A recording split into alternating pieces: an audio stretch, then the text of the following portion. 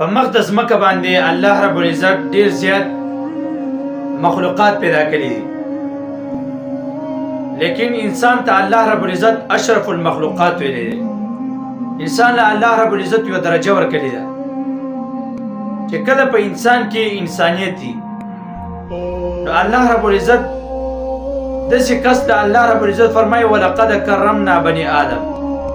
انسان ته به الله اشرف المخلوقات فرمایلی دی، خو چې کله په انسان کې انسانیت دي او چې کله د انسان نه انسانیت لري کله په انسان کې انسانیت نه، نو الله رب العزت به د داسې انسان په باره کې فرمایي بل هم اضل.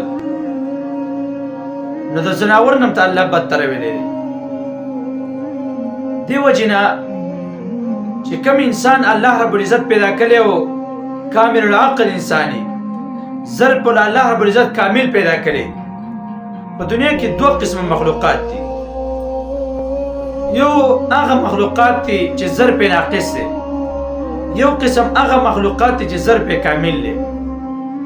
څه مطلب؟ آسان مثال لسی دی.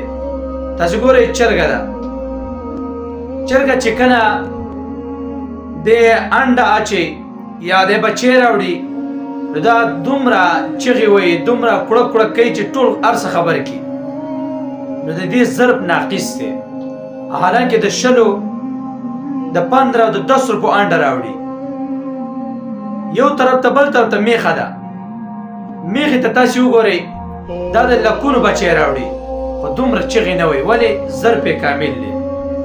دقه رنګ انسانان دي په دې مخ ته ځمکه باندې. یو کس به غریب وي، لیکن الله رب العزت له یو صلاحیت ورکړي، ته ته ګورې هغه به داسې ښکاري بالکل انسان ښکاري. الله رب العزت له ضرب کامل پیدا کړي.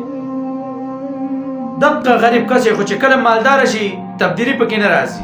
هغه شانتي الله رب العزت دا ضرب کامل پیدا کړي. یو کس ضرب ناقصي، مالدار تکبر کوي، غرور کوي، د دې چې کس ضرب دا ناقص دی. یا یو غریب دی دا مالدار شي بیا تکبر کوي، بیا غریب ته انتهایی سپک ګوري، دا ضرب ناقص دی. کم خلک چې ضربونه ناقص دي، یو خدای الله رب العزت نه په هر وخت کې دعا کوي چې یا الله موږ له ضرب کامل لاکه، ضرب ناقص نه یا الله موږ وساته. ځکه چې چا ضرب ناقصي، تکبر، ګناهونه دا مین جړله دغې ضرب ناقص خلک په دنیا کې نن سبا ډېر دي. 2 روپۍ څه وشي نو بیا بل اندازه کې